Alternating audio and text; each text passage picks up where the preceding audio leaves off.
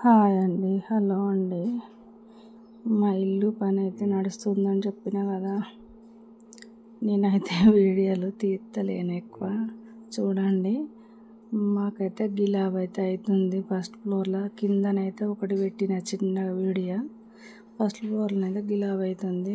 మళ్ళీ ఒక 100 బస్తాలు అయితే సిమెంట్ అయితే మేము తెచ్చినాము. ఎందుకంటే వాన పడుతుంది, మళ్ళీ అక్కడ నీళ్లు కొడుతున్నాం కదా మేమైతే. కాబట్టి 100 బస్తాలు అయితే తెచ్చి అయితే నెట్టిస్తున్నాము. ఇక గిలాబ్ అయితే చేస్తున్నారు ఫస్ట్ ఫ్లోర్లో అని చెప్పిన కదా. ఇక వీళ్ళు 100 బస్తాలు వేస్తున్నారు, కానీ అది సీకులతోటి కొడుతాండ్రు. ఇక ఫస్ట్ ఫ్లోర్లోనైతే గిలాబ్ అయితే చేస్తున్నారు చూడండి. కాకపోతే ఏంటంటే చీకటి అంటే చీకటి ఉంది. రూములలోనైతే చాలా చాలా చీకటి ఉంది.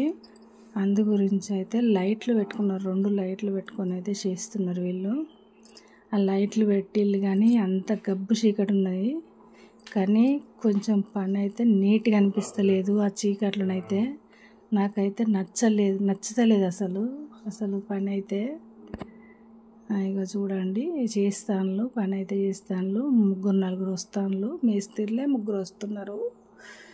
అందించేటోళ్ళు 2 వస్తాను. పారాయణ వస్తాడు. మంచిగానే అందరూ బాగానే వస్తున్నారు, కానీ పని ఎట్లున్నా చూడ రంధ్రాలు అట్లా అనిపిస్తుంది.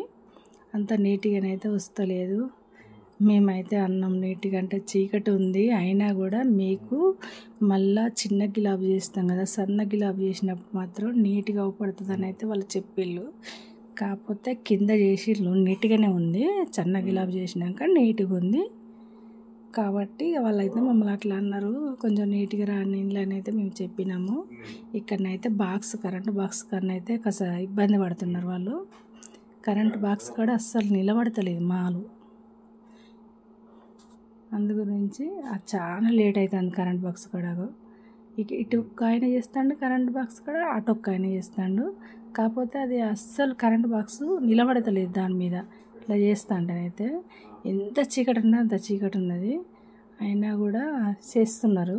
ఈయనైతే అది చేసినాక మాలు అయితే ఇట్లా పొడి మాలు అయితే మెత్తుతాడు. ఎందుకంటే పొడి మాలు ఎందుకు మెత్తుతాం అంటే గట్టిగా ఉంటుందని అన్నారు. మా వీడియో అయితే చూడండి.